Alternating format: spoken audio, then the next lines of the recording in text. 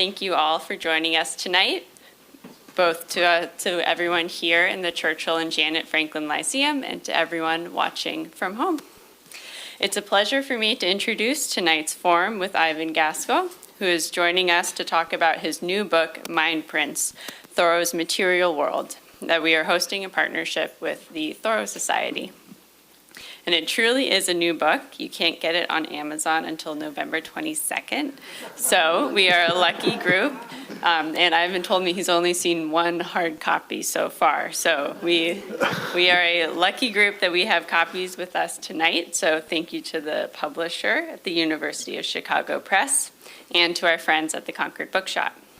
So congratulations, Ivan. It's a privilege to be among the first to have a copy of Mindprints.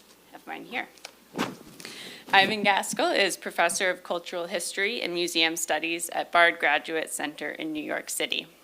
His work on material culture addresses intersections among history, art history, anthropology, and philosophy. Professor Gaskell is the author and editor of 11 books, most recently, Paintings and the Past, Philosophy, History, and Art. While on the faculty at Cambridge University, he collaborated with the late Salem Kamal to edit a 10-book series of multi-author volumes, Cambridge Studies in Philosophy and the Arts. He has also organized numerous experimental exhibitions at Harvard University, where he taught and curated. Tonight's forum is a special one, as we are lucky to have the Concord Museum's curator, David Wood, joining Ivan Gaskell in conversation. In thinking of who would be well-suited to converse with Professor Gaskell on Thoreau's connections with the material world, it was immediately clear that there was no one better qualified than the person who has served for nearly 40 years as curator of the world's largest collection of objects related to Thoreau. For the Concord Museum, David has curated countless galleries and special exhibitions, including most related to Thoreau, including most recently the redesign of the museum's galleries in 2021, the exhibition Early Spring, Henry David Thoreau and Climate Change in 2013, and a series of 3 exhibitions in 2017 in celebration of the bicentennial of Henry David Thoreau's birth. David's work over the years has created meaningful connections between the well-known but little understood author of Walden and the over 1 million people who have visited the museum in David's tenure. Beyond his exhibition work, David authored an award-winning catalog of the Thoreau collection at the Concord Museum entitled An Observant Eye. That phrase comes from the last entry that Thoreau made in his journal, all that is perfectly distinct to an observant eye and yet could easily pass unnoticed by most. I think that that is a suitable quote to transition us to a conversation on Thoreau and his connections to the material world. So with that, I will pass it over to David and Ivan.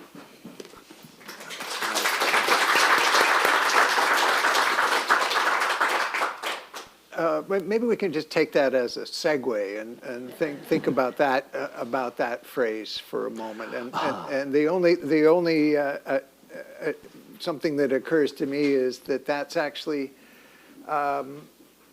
there's an association with Book of Matthew there, yes. and the there in some of the. I should tell the audience we have a very rigid structure tonight. Ivan and I determined we would just sort of talk about things. So, but the one bit of structure we did light on is that that of looking at a few of the words that are critical to this new book, and first of them, I think the title, Mindprints. Not just the title, but that concept. Where, why is that it's not just the title; it's the organizing principle of this book. And so, why is that the case? Yes, it's Thoreau's own word. He invented it. And before I say a little bit about that, I just want to acknowledge how delighted I am to be here. It's wonderful to be at the Concord Museum and to be working with David and his colleagues here at the museum. It's a place that I'm very fond of. And I also want to acknowledge that we're on native land, and I'm speaking here as a guest on native land of the Nipmuc and Massachusetts peoples. So, Mindprints. This is a term that Thoreau introduces in his journal. I think it's in 1858. It's quite late on. And it's in passing, and I put some little markers in here so I can find things. And he says, for Thoreau, a trace is, and I'm quoting his journal now, is no single inscription on a particular rock, but a footprint, rather a mind print, left everywhere. So it's the trace of someone from the past. And for Thoreau, this becomes really important because it's an intuitive connection, a point of connection between the trace that is left by someone in the past and him himself. By extension, any percipient, now any person who comes across a thing left from the past that has traces of its making in particular on it. So one of the things that he's most concerned with in terms of mindprints is Native American lithic items, stone implements, projectile points, pestles, various things that he picked up and made a considerable collection of, which is now, all these works are in the Peabody Museum at Harvard now. And these things were worked, of course, they're made things. And what Thoreau was intuiting was the mind of the person who made them through the physical traces that are left on the things themselves. So that's basically what a mind print is. It's not an original idea. It's an original term, but it's not an original idea. It's an idea that I think many of us have, that we feel an intuitive connection with things that are associated with people from the past that seem to leap across time as a result. And this is an idea that comes up in formal analytical philosophy as well, strange as it may seem. The philosopher Richard Wollheim thought of works of art, specifically paintings, as conduits from the mind of the maker to the mind of the person viewing the artwork. So that's really what the mind print is. And well, and that suggests another of the words that might be an interesting starting point here, and that's aesthetic, which is one that you've that again you've leaned on in this. You mentioned the traces. Thoreau mentions, "I am on the trail of mind." Yes. That it's the mind that's now located in the object that's of interest to Thoreau. Thoreau, who takes a sort of you might think inordinate interest in material things. The guy's a transcendentalist. Why should things matter? And yet Thoreau's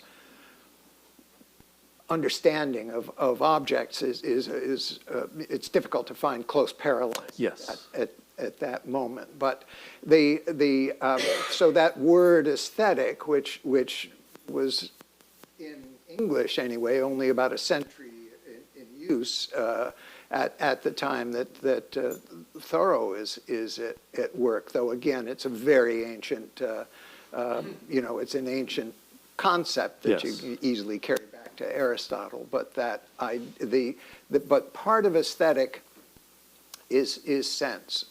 Yes. So aesthetics was something that had come to thinkers' attention relatively recently in Thoreau's lifetime, particularly through the German philosophical tradition, which various thinkers in writing Concord, were engaged with.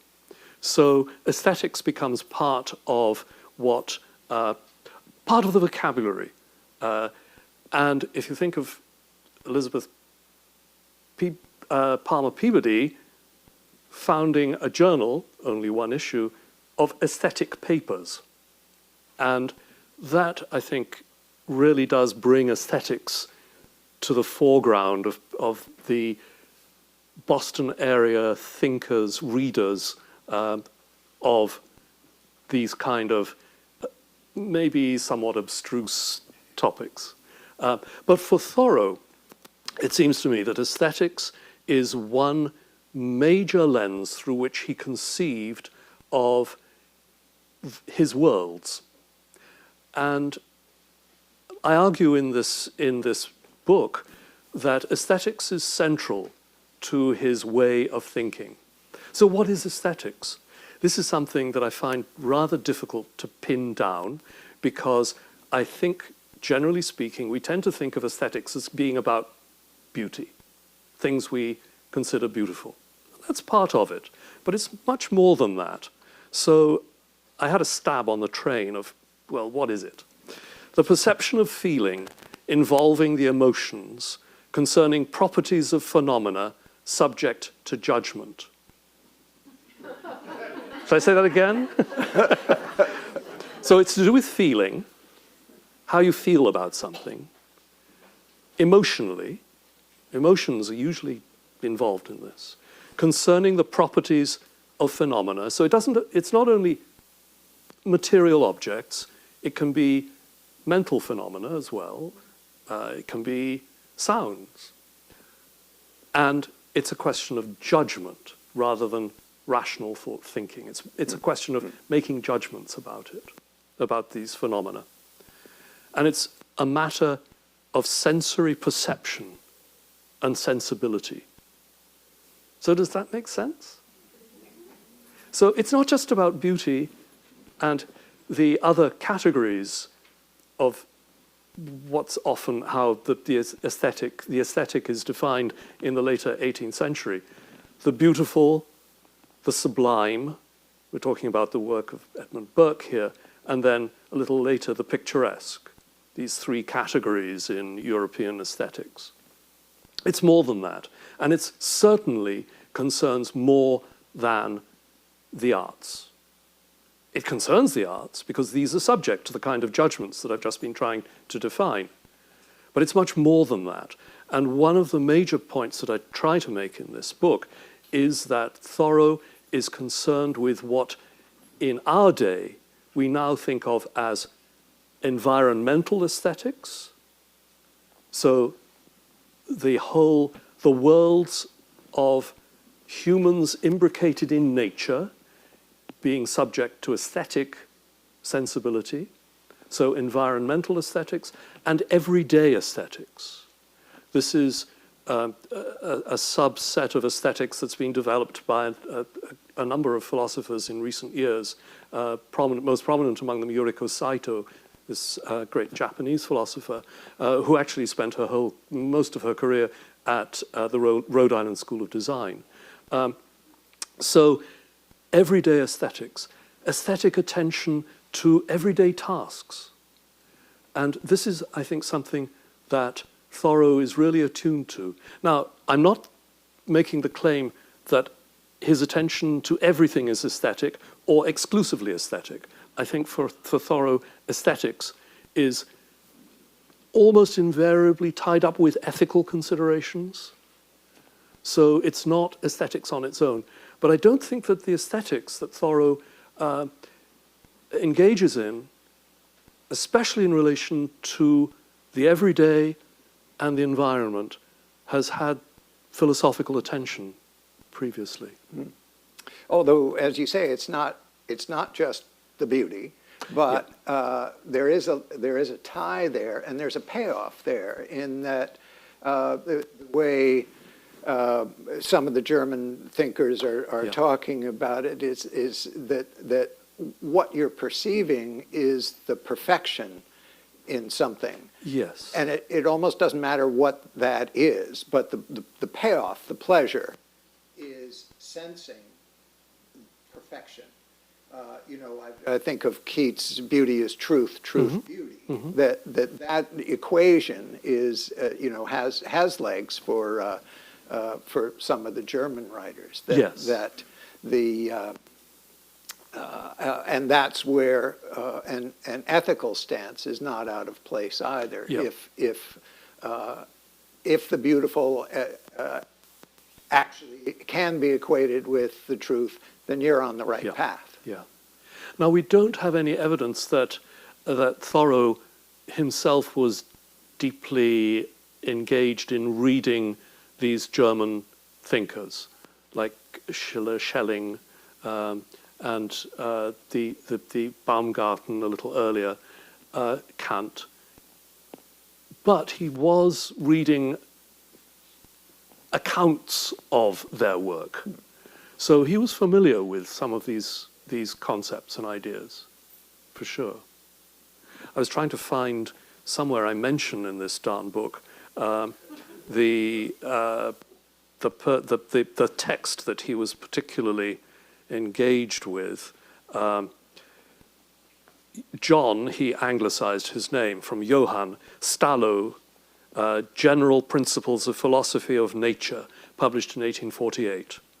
And Thoreau clearly read that book soon after its publication, and part 2 comprises chapters discussing the views of Kant and Fichte and Schelling and Ocken and Hegel, particularly on aesthetics. So he's getting this through a German thinker who himself is making a digest of his contemporaries' and predecessors' ideas on aesthetics.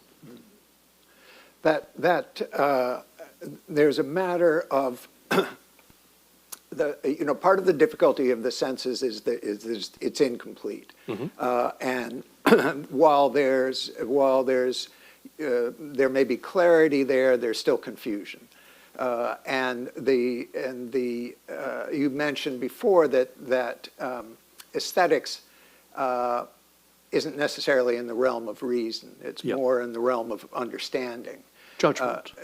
That where your sense data is, you're comparing that in one arena, but it is not. I'm striving for a way to get at the more top-down way of looking at these things, which maybe we can ascribe to Emerson. That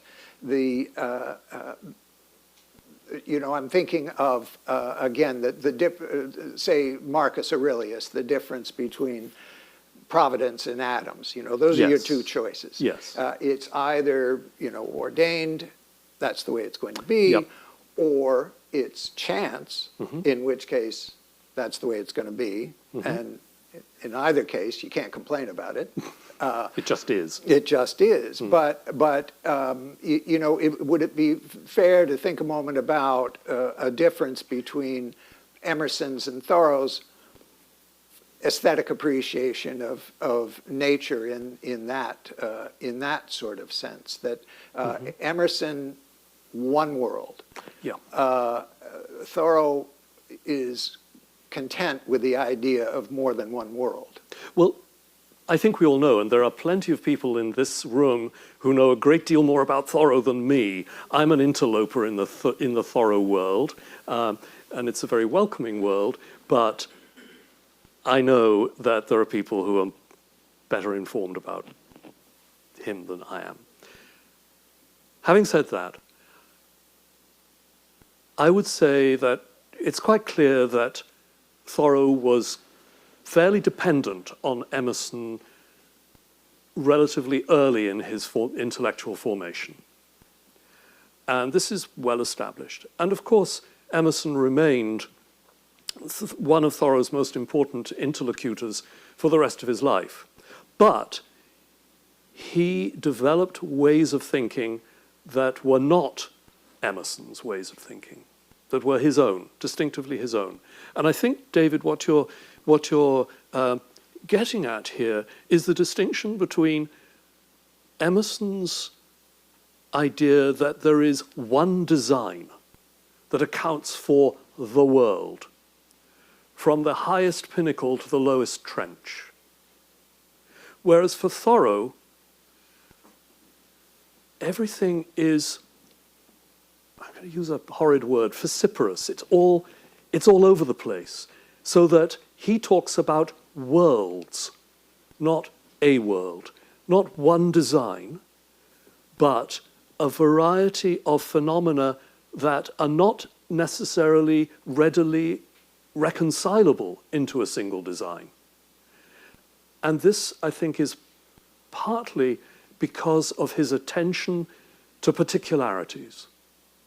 And this is in nature and in human actions. So there is no unity that's immediately perceptible, and Thoreau seems to be content with that. Well, more than content, it's how it is in that Marcus Aurelius sense. In that sense, too. Yeah. And that distinction, if maybe a little bit by extension, Thoreau's perfectly content with Darwin. Yes. Darwin is more atoms than Providence. Yes. There's no teleology Yep. to what Darwin is thinking of. Mm-hmm. But and then maybe it's contrary to it, not opposite or antithetical, but contrary to it would be like William Paley, for whom the same phenomenon that Thoreau sees or Darwin sees, it's easy enough to read it quite differently. Mm-hmm. That you write about the mouse, the crevice yes. that the mouse inhabits, yes. And something that I mean, the crevice is Thoreau's word for yeah. the niche of the mouse. Yeah. And, for, say, from Paley's vantage, that's going to be, that's because the mouse was created for that function.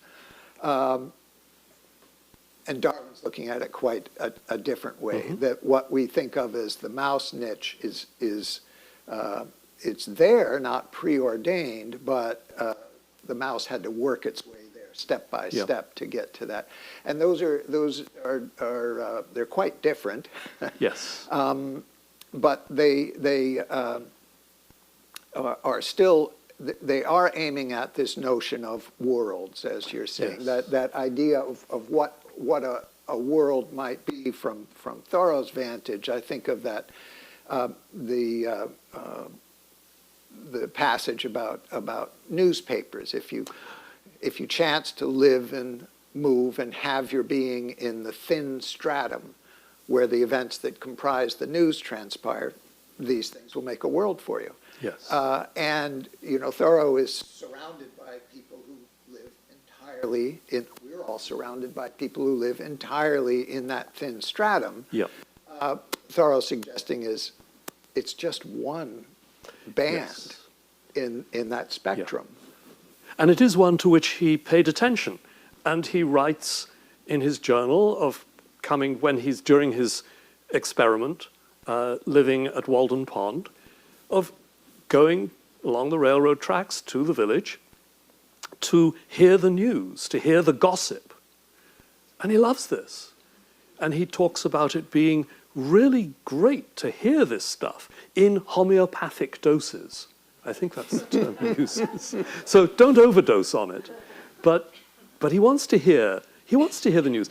There's a misconception abroad that I'm sure no one in this room shares, which is that Thoreau was misanthropic and a loner and didn't want to live in society. This is complete nonsense. He was a very social person, and he loved coming into the village, even when he was living in his house at Walden Pond, coming into the village and talking to people and listening to people. He loved it. You mentioned the chapter, I think, sounds. Yes. Thoreau has a chapter, sounds. Yes. Some of you were here a couple of weeks ago and heard Laura Walls getting rhapsodic over Thoreau's sense of hearing. That it was really something. Yes. But there is in that. John Cage knew something of the way Thoreau reacted to sound, but it's sound seems to be the most delicious thing in the world for Thoreau. Thoreau is a great consumer of sounds, and just noting that what sound at a distance is. I think it's you who write about that distance isn't separation. It's something else. Yes. And it augments it, and the sound picks up the environment all the way from where it is to where it comes to you, and there's nothing lost there, even though the volume goes down. Well, early in his journal, and his journal is for me a key, huge text, because he uses this, I'm sure you all know this, he uses his journal as a way of working out ideas from youth, from 1838 until shortly before his death in 1862. I think the last entries are in 61, but he uses this as a way of working out ideas. So in 1838, he makes a distinction between two different kinds of sound. And I think this is very pertinent to us now. He distinguishes between what he terms, with capital letters, with capital initials, noise, discord, jargon, which he says falls to the dust, as opposed to distant sounds that rise from steeples, from trees, from in the wind, that rise to sphere music. So he makes that distinction. And he is so sensitive to everyday sounds. And I think this is one of the reasons why he was such an attractive sort of fellow spirit for John Cage, the great composer, is that for Thoreau, it's the sound in the music that matters. It's not the tune. It's the sound. So he says, how can we recover the childlike, or the child's sensitivity to sound, the thrill of banging a spoon on a pan? Can we recover that? And I think this is something that is very important in his sensibility and in his aesthetics and his ethics as well. It's not that he paid no attention to music, and he performed music himself.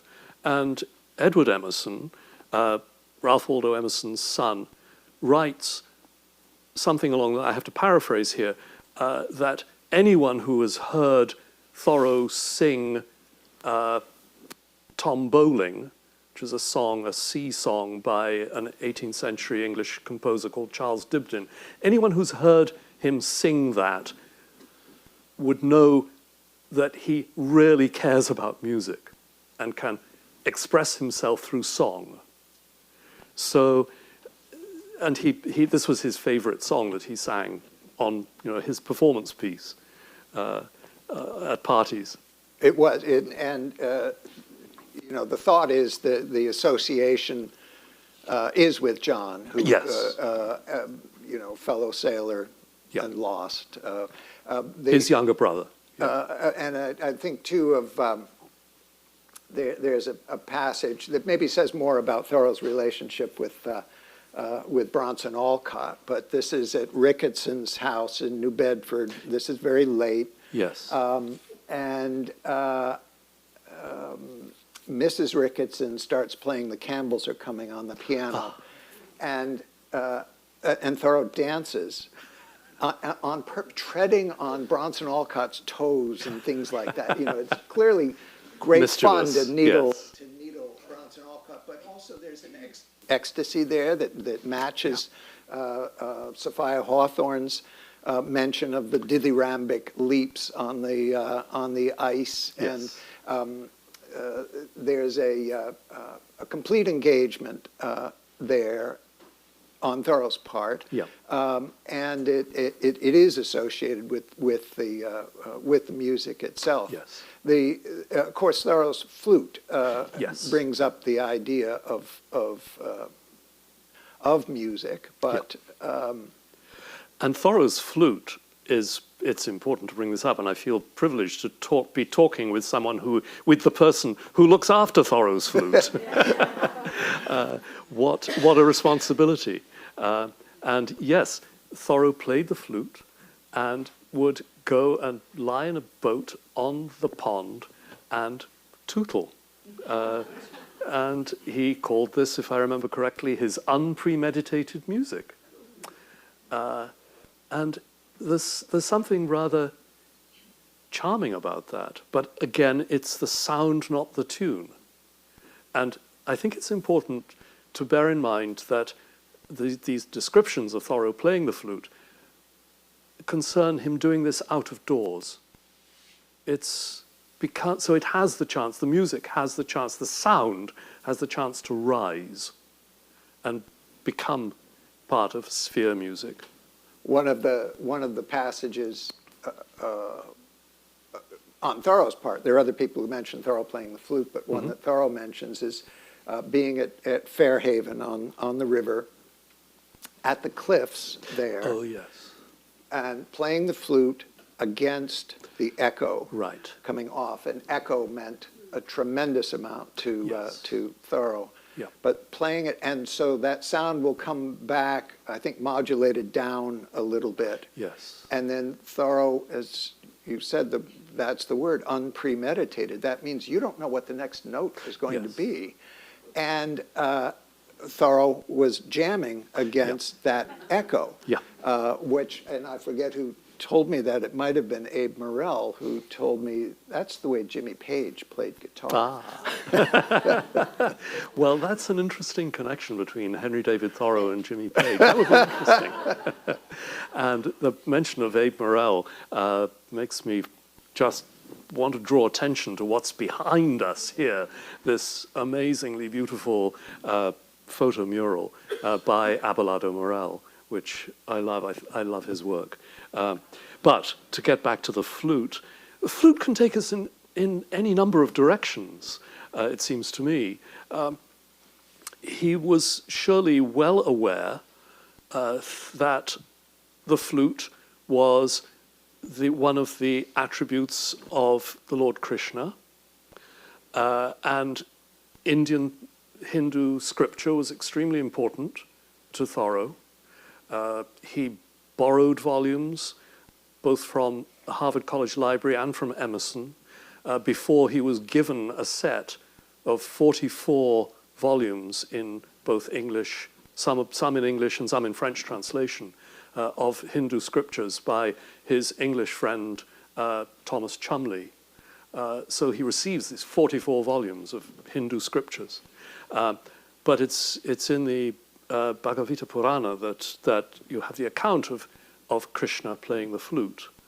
And I remember when we had a wonderful afternoon when I was researching the collections in order to be able to write this book, and a wonderful afternoon with David and his colleague Reed Gotchberg here, looking at works in the collection, and we talked about the flute and Krishna. Is there a possibility that Thoreau might have had a kind of temptation to identify with Krishna? Just as a possibility? And I'm thinking of that because, I'm not saying that he did, but I'm thinking of that because Stanley Cavell, the great philosopher at Harvard, who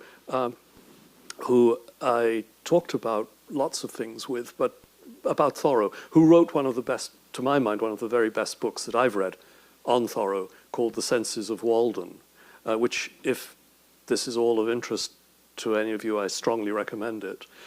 He made the point that Walden, the book, is structured in the same form as the Bhagavad Gita. And that's purposeful. That's not coincidence. And he makes the point, Cavell makes the point, that Thoreau was writing a scriptural book that's modeled on the Bhagavad Gita. So the idea of the flute, association with Krishna, is not, it's not out of court, it seems to me. No. When did he learn to play the flute? Was it before or after he read the Bhagavad Gita? Oh, I think before. Yeah. There's just again with regard to this notion that you mentioned, it's the sounds. Yes. It's not the tune. Yeah. And it's not the notes. Yes. As they're written. There are many mentions of Thoreau having a music book tucked under his arm. Yeah. But it was not for the music. It was a flute book. Yes. It's a set of transcriptions of flute music that is possibly associated with Jean Thoreau, who had the stationery store in Boston. It's that sort of thing. It would be a jobber musician's job to write these out. Mm-hmm. Thoreau used it to press plants, and the impress of the leaves are still in there with their pollen prints. This is a future study down the line, as we'll look into that. But also in those pages, the ascent of Mount Lafayette, Thoreau recorded in there the different alpine layers as learned from Humboldt. Yes. It's in the book of flute music. And of course, Humboldt was hugely important to him, thinking of German thinkers. But let's pursue the sounds a little more. I should just mention, for those of you who are not aware of this, Thoreau's herbaria, they were divided after her herbarium was divided after his death, but it's all now together in the Harvard University herbaria. So all the plants that he pressed in this way are available to us. But thinking of sound still, there's another sound that he became obsessed with, and that's the sound of telegraph wires in the wind. And he writes about this first, I think, in his early book, A Week on the Concord and Merrimack Rivers. He writes about the sound of, like an Aeolian harp. And he comes to call it the telegraph harp. And so along the Fitchburg Railroad, he'd walk along the stretch from Walden Pond to the village, there were telegraph poles. And he writes about listening to the sound of the wind in the wires by pressing his ear against the telegraph pole. And he makes the point that these sounds, the telegraph is good for something. It doesn't matter about all the stock prices and commodity prices and all of this transmission that's going on. He acknowledges that. But he says what it's really important for is the sounds produced in the wind. I mean, he's wonderful, wonderful contrarian. I think that's why I really like him.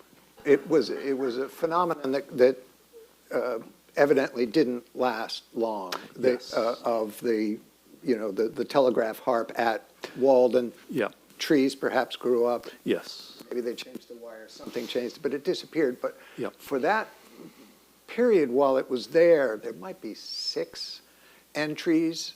And it's not just, I heard the telegraph harp. Oh, no. Every single time it knocks him over Yes. backwards. Yes.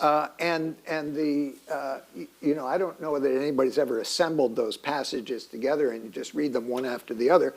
They're completely different. And, how on earth could that sound, and it is an ethereal sound. Thoreau isn't alone in that world for admiring the otherworldly character of the Aeolian harp. But Yep. I haven't seen anyone so struck with sound. I can read one of the passages. This is from a week on the Concord and Merrimack Rivers of 1849. So he recounts hearing just over the New Hampshire state line in Plaistow, I quote, "a faint music in the air like an Aeolian harp, which I immediately suspected to proceed from the cord of the telegraph, vibrating in the just awakening morning wind." And then he goes on to describe this, claiming that through that vibrating cord high in the air over the shores of earth, I heard a fairer news than the journals ever print. It told of things worthy to hear and worthy of the electric fluid to carry the news of, not of the price of cotton and flour, but it hinted at the price of the world itself and of things which are priceless, of absolute truth and beauty. So, absolute truth and beauty in the telegraph they are harp. associated. Yes. Yeah. And that I think if circling back to aesthetics again, that's the payoff. Yes. Is that the absolute beauty of that sound in the air corresponds to an absolute truth, not a partial truth. Yes. Yeah. Yeah. So, David, can I ask you a question? Because it's such a wonderful opportunity. Among the things for which you care here that associated with Thoreau, which among them would you consider to have a particular resonance that excites you in a way that maybe some of the others don't?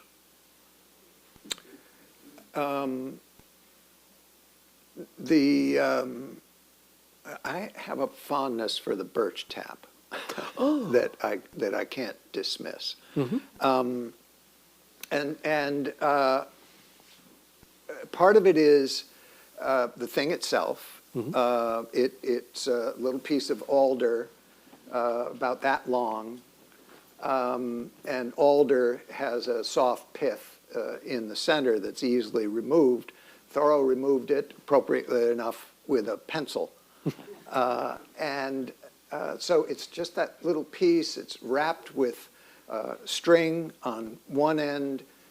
You drill a hole in a tree in the spring and you insert that. And Thoreau did that and extracted some birch sap, extracted some maple sap. This is the moment when Thoreau's father, John, this is John Sr., he complains about Thoreau doing this. It's like, why are you doing it? It almost sounds like Emerson's eulogy. Why are you picking huckleberries when America needs engineers? Yes. And Thoreau records in the journal his father saying, you can get maple syrup on the mill dam. You don't have to do that. But that was so not the point of. And Thoreau said, this is my work, what I'm doing here. He probably didn't say, you just don't get it, but he could have. But what Thoreau got from it, from that, the one that really strikes me is Thoreau did a quick calculation of how much sap, the torrent, the river of sap, and Thoreau gets that, by extension of this just simple little experiment that anyone could have done, but it really wasn't about the maple syrup. It was about something else. Yes, yeah. Great, thank you. Well, that's not how I would have, not what I would, well, it's always a surprise what people pick, and that's great. You write about shelter as well, in contrast to architecture. Yeah. And of course, the longest chapter in Walden can be taken as a work on architecture in some way. I don't believe it is, but it can be it can be read that way. But that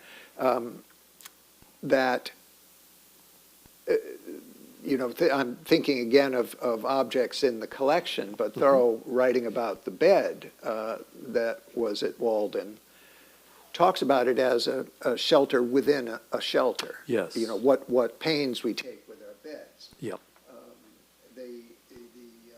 Could you talk about that notion of shelter in, compare, contrast with the notion of architecture? Yes.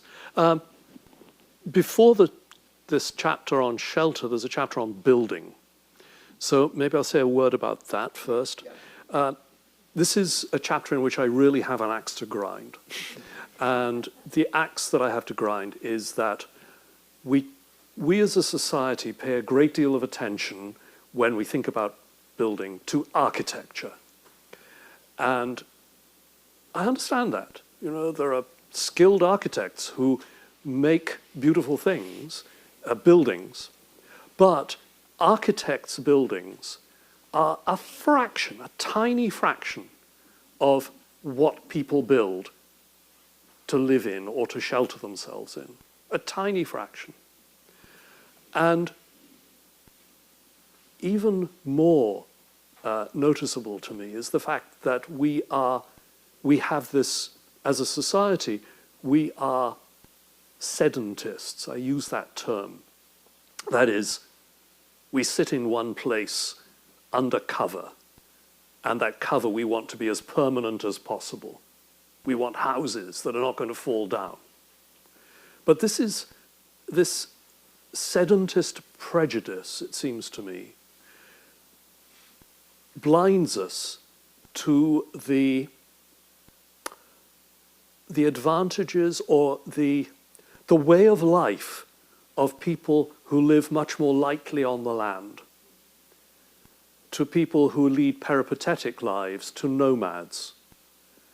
And I try and make a taxonomy, a historical taxonomy of building types, which includes the most impermanent, the most flimsy that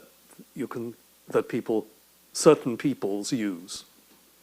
And it seems to me that this is just as important to consider as the great architects' buildings from Michelangelo to Mies van der Rohe.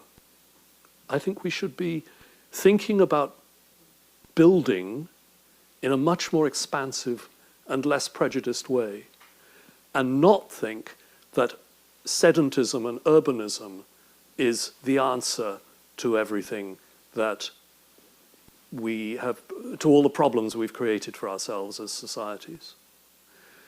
Now, Thoreau, in his experiment, as we all know, built his own house.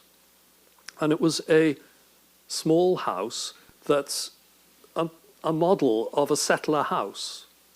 It's very plain.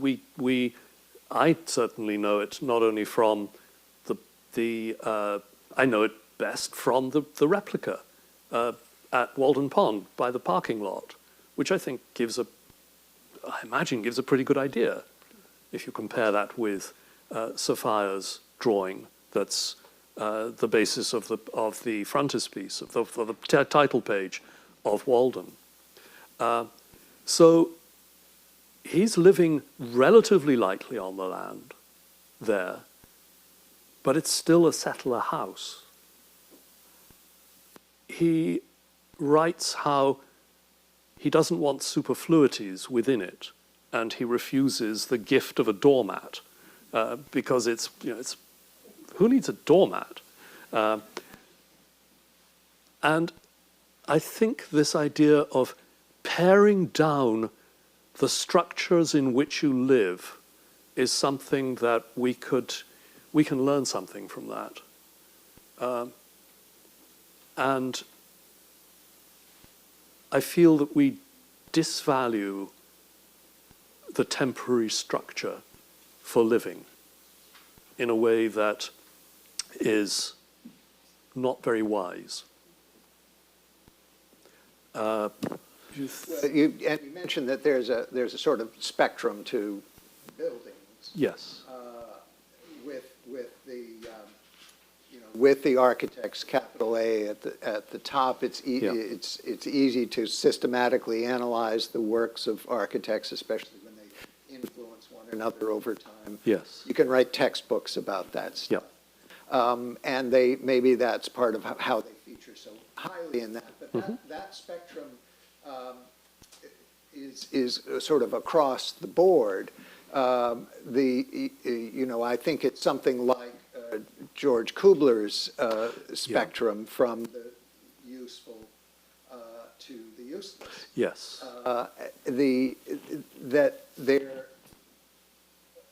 It's differentiable, continuously differentiable. There's no break there, and that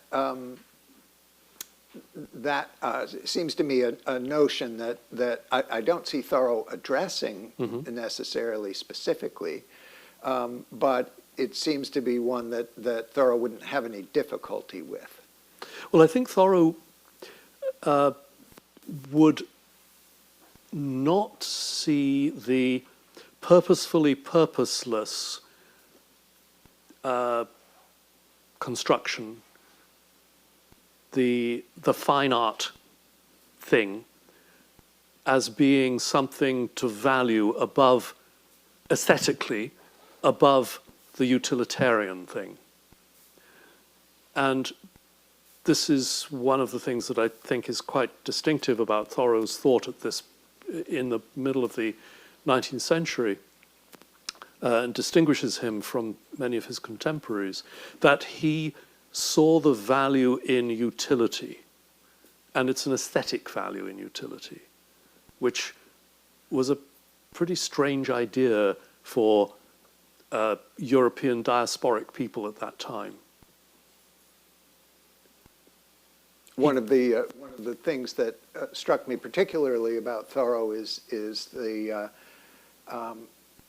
delight that he would express in seeing a natural material that has a function, that's unique to, that's just, well, I'm thinking of, let's see, George Dugan. George Dugan used to cut the willow twigs here along Lexington Road and then sell them to the powder mill in Acton. And Thoreau notes that, over a couple of years actually, notes that activity with a delight expressed elsewhere about, perfect material for exactly this job. And that those willow wands were exactly what the powder mill wanted to make their gunpowder, to make the charcoal, to make the gunpowder. And part of Thoreau's delight was that George Dugan knew that. Yes. And is getting $8 a cord for that material. So it kind of circles back to Paley, that the right tool for the right job kind of thing. But over and over again, Thoreau will note that.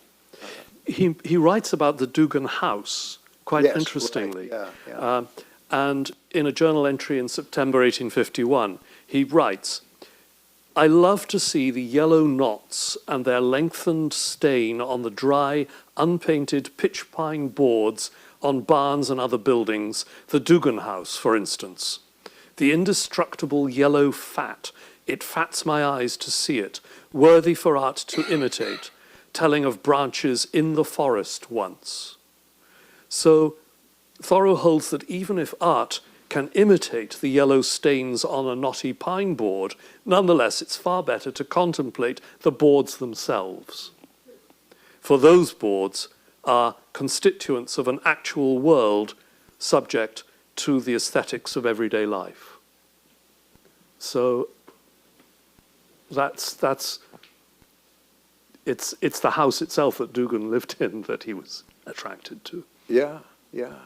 And you mentioned a contemporary artist who you thought was sort of sympathetic to that that idea of the boards themselves somehow. Now, I'm blanking on the Okay. contemporary artist. Yeah, I'm sorry, I can't no, remember. that's all right. The trouble is when you write something, it's gone.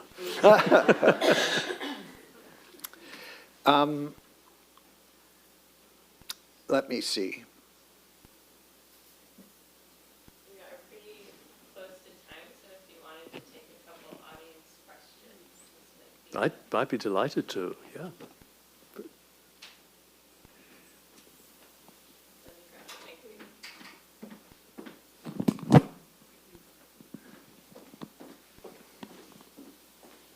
Thank you for a wonderful conversation. And I wanted to go back to the telegraph wires and that kind of transcendent experience that he describes. And I wonder if you say something about the fact that this was a man-made thing that was creating the sound that seemed to bring him closer to nature in some way, or maybe I'm separating that out. And also, as you were talking about utilities, I was thinking, well, this is a utility pole. These are utilities. Yes, yeah. No, that's interesting. I'm not sure, and Megan, you will know this better than me, that Thoreau necessarily distinguishes between when there's something that happens that is not immediately the product of human action.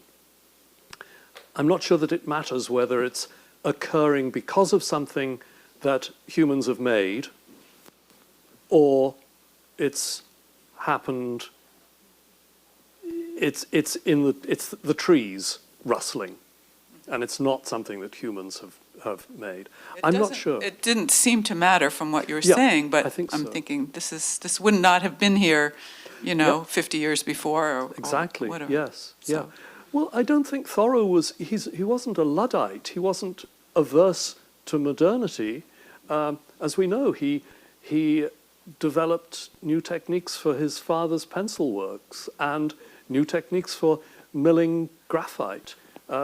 He's not averse to human ingenuity of making. I thought you were going to say that this was an artifact in its way, the wire. Oh, it is an Yeah, yeah. artifact. Yes, yes. And- It's. I think Thoreau's seeing this in terms of an Aeolian harp. He mentions that specifically, and as we know, I think his Aeolian harp is here in the collection. It's Or at the a- Huntington just now. Oh, okay. It's usually here. It's usually here. It's in the collection here. Yeah.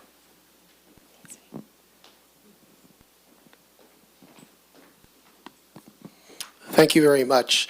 It's interesting, being the transcendentalist that he was, he's using all of his senses, but then turning inward from those senses. I was thinking about a poem that he had written, an early poem where he's upstairs and he's hearing people prepare his breakfast below, probably his family, and one of them hits a kettle with a tong or a shovel. Yeah. And he says that it reminds him of an Eastern temple, Right. that sound. Yes. So he's always kind of comparing the spiritual, the nature, the artifact. For him, it's all one and the same thing. I couldn't agree more. And I think I recognize you as someone who plays Henry David Thoreau regularly. Yes, and so I think you've hit the nail, hit the pan with the spoon there. We'll take one more question.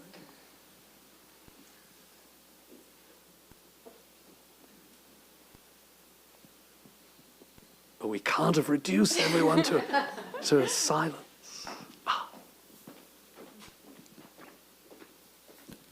Well, to return to where we began, what's the item in the collection that you can't stop thinking of? Oh, goodness. Well, I have to come back to the flute. Yeah, it's the flute intrigues me. I think the sound, the crossover from music to sound, the unpremeditated music, the relationship, how it it seems to exemplify the relationship between, or symbolize the relationship between Henry Thoreau and his brother John, who died so young, and to whom he was very attached. Because I think I'm right in saying that it was John's flute. Previously, yes. Previously, Right, yes. yeah. So that has a particular resonance for me. I want to think about how Thoreau was so sensitive to sound that he writes about hearing the worm at work in the hardwood pile on which I sit. And maybe I should end with just a quotation, not from Thoreau, but from George Eliot in Middlemarch, who writes, of course she was a close contemporary of Thoreau, and she captures this sensitivity to ordinary human life when she writes, "If we had a keen vision and a feeling of all ordinary human life, it would be like hearing the grass grow and the squirrel's heart beat, and we should die of that roar which lies on the other side of silence." And she continues, "As it is, the quickest of us walk about well wadded with stupidity. And Thoreau surely is among the quickest of us. He is one who hears the grass grow, the squirrel's heartbeat, and, as he wrote, the worm at work on this hardwood pile on which I sit."